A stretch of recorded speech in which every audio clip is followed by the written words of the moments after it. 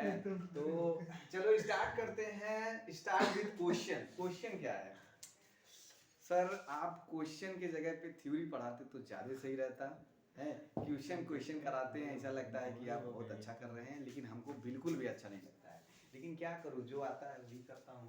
तो मुझे यही आता है कि क्वेश्चन लेके आता हूँ और भौकाल मार के चला जाता हूँ। एग्जाम बाबा नहीं पूछते हैं कि एग्जाम बाबा कैसे? चलिए सर, बहुत मस्त कैमरा तो हो गया सर आपका। तो देखिए, ये नहीं उसने देखिए। क्या बोला था कि दो स्फीयर हैं जिसका मास वीडियो m कर है दिया हो थोड़ा सा। एंड चार्ज q है और दोनों इक्वल हैं। काफी अच्छा हो गया।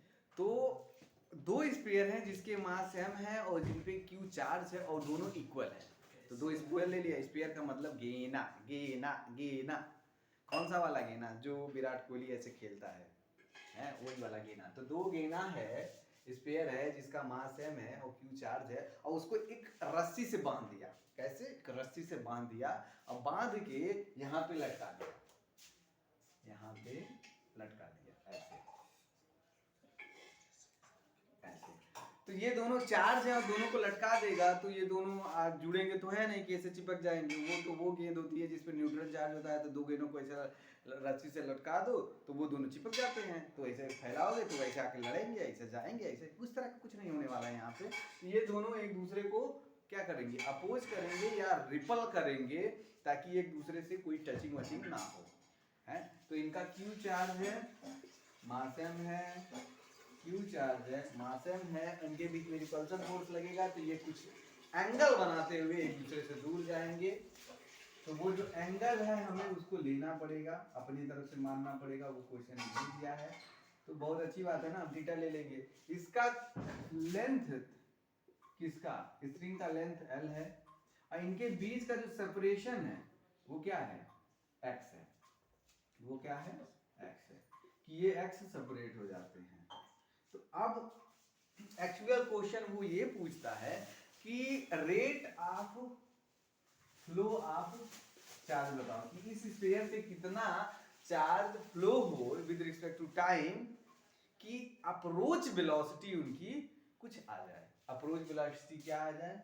वो आ जाए a/√x। कि approach velocity. Sir approach velocity क्यों आएगी?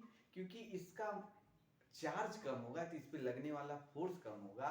इसकी वजह से मास द्वारा लगाया गया ग्रेविटेशनल फोर्स का कंपोनेंट बढ़ेगा, जो इनको क्या करेगा? सेंटर पे लाएगा, इनके बीच का एक्स कम करेगा।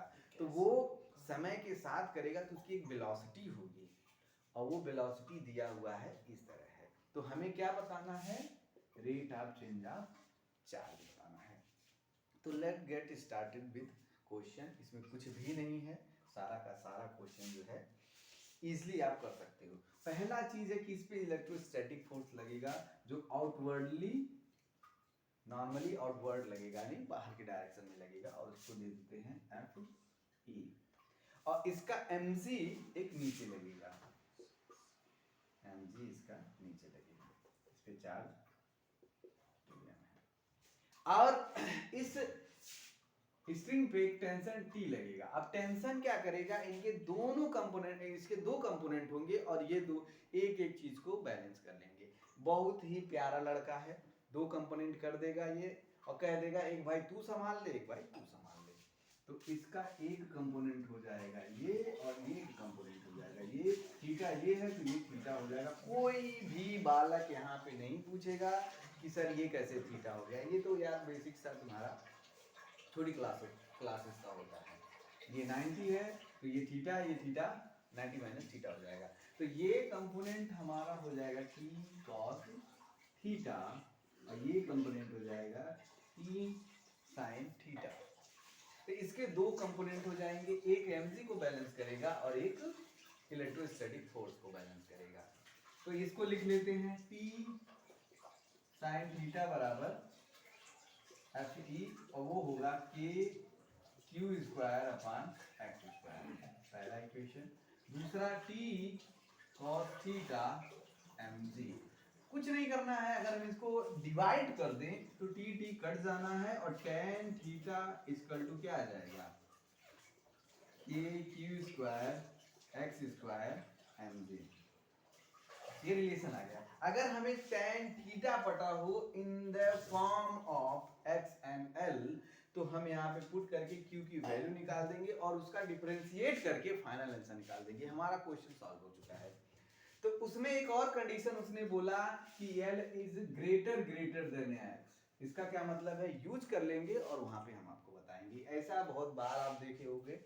तो देखो हमें ये लेंथ चाहिए, अगर हमें ये लेंथ पता है तो इसका tan ये वाला लेंथ अपान ये वाला लेंथ हो जाएगा। तो इसमें पाइथागोरस लगाओ क्योंकि ये राइट एंगल ट्राइंगल है, इसमें भी कोई बकचोदी नहीं होगी, हर किसी को ये आना चाहिए। ये हो जाएगा x/2। इन दोनों का रेशियो ले लेने पे हमारा tan थीटा आ जाएगा। तो x/2 under root l square x/4 x square upon 4। l को कॉमन ले लो, यहीं पे कर लो, ये 1 हो जाएगा, ये अब बाहर आएगा, ये l स्क्वायर। अब ये क्वांटिटी इतनी ज्यादा है, ये क्वांटिटी इतनी ज्यादा है कि ये ऑलमोस्ट 0 हो जाएगा। तो हमारा फाइनल आंसर जो बचेगा इसको हम हटा देंगे तो ये बचेगा अब q square x square mg। अब q स्क्वायर निकाल के लाते हैं। तो हमारा q स्क्वायर बराबर क्या आया, x क्यूब mg अपान 2kl। और हम यहाँ से q निकाल लाते हैं क्योंकि अंत में हमें फिर निकालना ही है। तो यहाँ से q स्क्वायर और q दोनों आ गया, q स्क्वायर और q दोनों आ गया। यहाँ तक हम मैथ ही बता रहे हैं, हम फिजिक्स तुमको बहुत पहले ही खत्म कर चुके हैं। क्वेश्चन जब हम फिजिक्स कर रहे होते हैं तो बेसिकली बहुत कम समय लगता है फिजिक्स को समझाने में, अदरवाइज सारे समय किसमें जाते हैं, मैथ को सॉल्व करने में जाते हैं। तो सर आप मैथ ही क्यों नहीं पढ़ाते, क्या बात करते हो यार, हैं? तुम रेट रोड पढ़वाओगे क्या, नहीं क्या बात कर रहे हो। तो अब हमें इसका अगर हम डिफरेंशिएशन करें तो इजीली हो जाएगा, क्योंकि अंडर रूट का डिफरेंशिएशन करना हमको बहुत अच्छा नहीं लगता।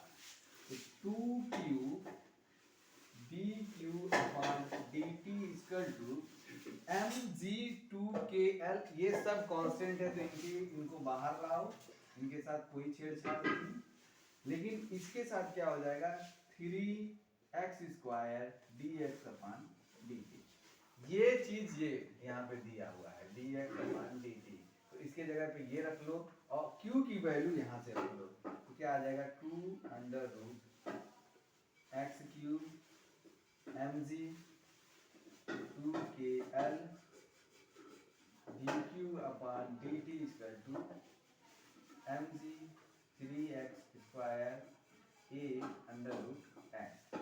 ये और ये कटेगा, mg और इसका एक वो बचेगा और 2 नीचे जाएगा। तो हमारा फाइनल आंसर क्या आ जाएगा, dq upon dt 3/2 a under root k वगैरह की वैल्यू रखोगे तो 2 pi epsilon naught mg by l।